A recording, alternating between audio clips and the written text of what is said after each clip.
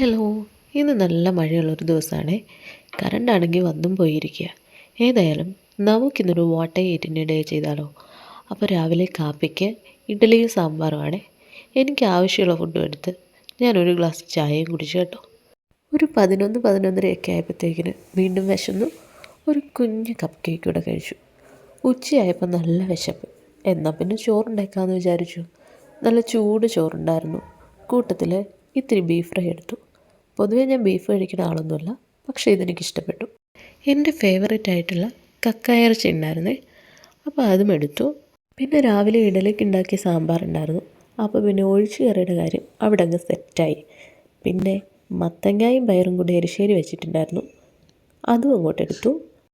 പിന്നെ ഒരു പപ്പടവും വീട്ടിൽ നിന്ന് അമ്മ തന്നു വിട്ട നല്ല ബീട്രൂട്ട് അച്ചാർ. അച്ചാർ നല്ല അടിപൊളിയായിരുന്നു, പക്ഷെ ഒരിത്തിരി എരു കൂടുതലുണ്ടായിരുന്നു. ഊണ് കഴിഞ്ഞ് മധുരത്തിന് നമ്മുടെ പണ്ടത്തെ ഈ തേൻമുട്ടായും കഴിച്ചു. പിന്നെ ഒരു 4 മണിയൊക്കെ ആയപ്പോൾ ഉണ്ടല്ലോ, നമ്മൾ കഴിഞ്ഞ ദിവസം പൈനാപ്പിൾ മേടിച്ചൊരു വീഡിയോ ഇട്ടിട്ടുണ്ടായിരുന്നല്ലോ, ആ പൈനാപ്പിളാണ് ഈ പൈനാപ്പിൾ. ഇതേന്നും 2-3 പീസ് ഞാൻ കഴിച്ചിട്ടുണ്ടായിരുന്നേ. പിന്നെ സന്ധ്യ ആയപ്പോൾ ഈ ഒരു പായസം കുടിച്ചു. ഇതുണ്ടാക്കുന്ന വീഡിയോ നമ്മുടെ ചാനലിലുണ്ട്, കണ്ടിട്ടില്ലാത്തവർ കണ്ടു നോക്കണം.